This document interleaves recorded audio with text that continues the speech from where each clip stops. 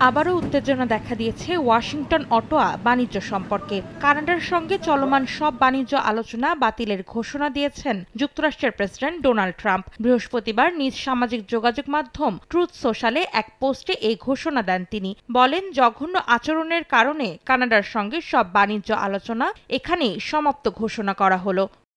কানাডার শুল্কবিরোধী বিজ্ঞাপন প্রচার নিয়ে ক্ষুব্ধ হওয়ার পর এই সিদ্ধান্ত নেয় ট্রাম্প। বিজ্ঞাপনটিতে সাবেক মার্কিন প্রেসিডেন্ট ডোনাল্ড রিগানকে শুল্ক আরোপের সমালোচনা করতে দেখা যায়, যা ট্রাম্পের মতে প্রতারণামূলক প্রচারণা। এদিকে রিগান ফাউন্ডেশন এক্সে জানায়, বিজ্ঞাপনটিতে ১৯৮৭ সালে দেয়া প্রেসিডেন্ট রিগানের আসল ভাষণকে বিকৃত করে অনুমতি ছাড়াই ব্যবহার করেছে। আইনগত ব্যবস্থা নেয়ার বিষয়টি বিবেচনা করা হচ্ছে বলেও জানায় ফাউন্ডেশনটি।